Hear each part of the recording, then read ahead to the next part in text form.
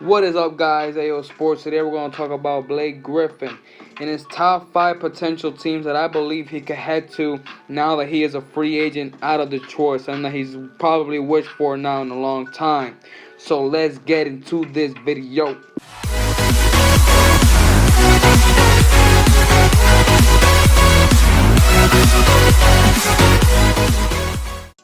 So first, let's get it straight. Blake Griffin is not playing his best basketball he's ever been. Now, his best season was his first year in Detroit, I believe, when it was 24 points and seven rebounds and 5 assists. So the guy was putting up great and amazing numbers. It might not look as great as Harden now, just averaging 30 like it's nothing, but that's just a whole other story. The thing is, I believe that Blake Griffin just needs some motivation, and he still has some talent left in the tank. He just knew that in Detroit he wasn't going to do much compared to the teams like the Nets, Celtics, Lakers, Clippers, etc. So now let's get started with the top 5 teams that I believe that he could head to. Starting with number 5, the Boston Celtics. Yeah, I said the Boston Celtics. He wants to go to a contending team. And who else could be better than the Boston Celtics? They're ready to win now. And really, I think that even though some people might say, oh, Gordon Hayward sucks, I think that he still did leave an empty space, an empty void that needs to be filled in. Now, I know that Gordon Hayward and Blake Griffin are two different type of players, but I think that Blake Griffin can kind of fill in that void. To take off some of the scoring pressure off of Jason Tatum and Jaylen Brown. And Blake Griffin can do just that. Plus, he's developed his playmaking and could shoot the 3. Maybe not shooting, 40% from the field, but he could still, you can't leave him open, So that's my number 5 spot. That's where I believe it's a potential team that Blake Griffin could head to. So, Blake Griffin, I believe, will be a great fit at the 4th spot with the Phoenix Suns. Now listen, let me first explain and then you judge me. Look at this lineup first. Chris Paul, Devin Booker, Jay Crowder or Mikal Bridges, Blake Griffin, and DeAndre Ayton.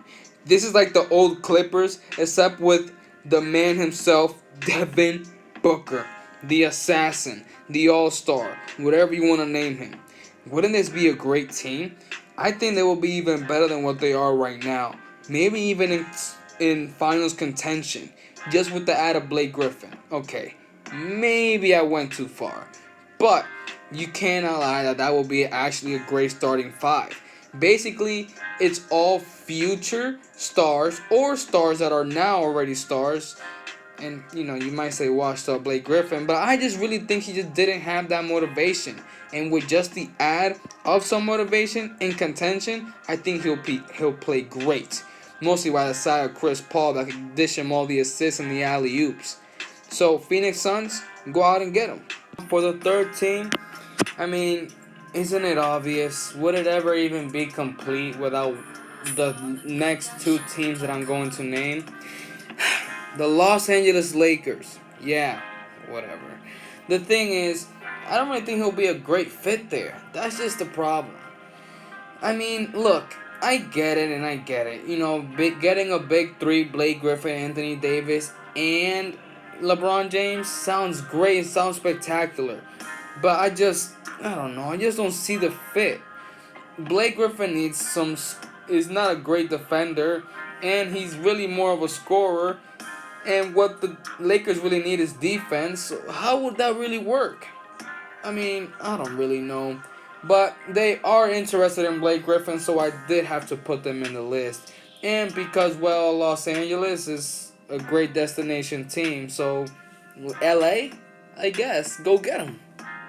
Now, would it be complete, as I said, the big 3? Yeah, Blake Griffin, Kevin Durant, Kyrie Irving, and James Harden. Should I say big 4? Jeez. Big 5? Literally. Kyrie, James Harden, Kevin Durant, Blake Griffin, and DeAndre Jordan?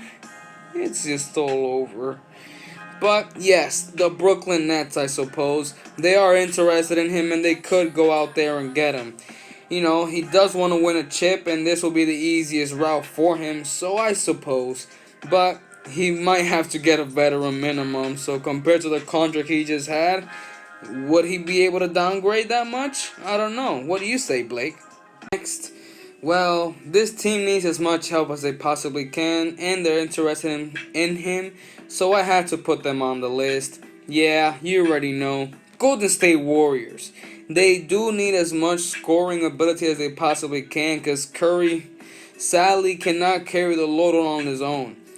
He needs somebody to help him out, and Kelly Oubre isn't doing much. Andrew Wiggins is popping out here and there, and Draymond, where are you at? One day he exists, the other day he does not. I don't know. The thing is, they need as much scoring ability as they possibly can, as much help to get Curry off of that load. So Blake Griffin wouldn't be a bad asset, but probably just be a one-year deal. So, this team, I don't know. They could use him, but they could not. But I just think that they'll just sign him for a one-year deal, though, because they could get Victor Oladipo in free agency, and that team is the Miami Heat. They'll sign him probably for just this year, and maybe if he does good enough, sign him again. Not a big contract, and sign Victor Oladipo. So that could actually be really, really good for the Miami Heat. It boosts their offense in this season, and it boosts their momentum, I think. Plus, you get Victor Oladipo in free agency, so you have a big three, or basically a super team. But really a big three of Jimmy Butler, Victor Oladipo, and Blake Griffin. Plus, you cannot even forget to mention Goran Dragic, Bam Adebayo, Tyler Hero, and Duncan Robinson. He's just in the whole assassin team, and I think this will be the best spot for the future of Blake Griffin and for his legacy. So Blake, don't hesitate to sign with Miami. Don't forget, guys, to comment below. Let me know what team do you guys think he should go to, and let me know if I left out a team. I know I wanted to put the Clippers, but is he really gonna go there? I just see no chance of him going back, so that's why they were not on this list. But don't forget to subscribe and like the video. And as always, guys, love sports. When I was a kid, everyone was like, to be successful, all you have to do is work hard. Like, that's what people said. They're like, work hard. Like, even when I pull up to people and they were driving like Lamborghinis, I'd always ask them like, what do you do? And they would always go, work hard. Yeah. And I was always like, what the fuck does that mean? What does work hard mean? Like, I want to work hard, but what do I do? I don't know. Yeah. Do I start writing code? Like, what is work hard? And like, do you work at like a factory? Did you ever see yourself doing any of that stuff? Like when somebody said you have to work hard, did you ever see like, okay, that means I have to like go to a job, no, 9 to 5 thing? I never knew what I saw it as, and then I started this thing, and I actually had to put like a lot of effort and time into it, and I was so excited because I finally had something to work hard for, and I finally have purpose, and like I'm finally like doing something that like challenges me every day so much, and that I just keep doing. I don't know. It's just like I have the best situation right now.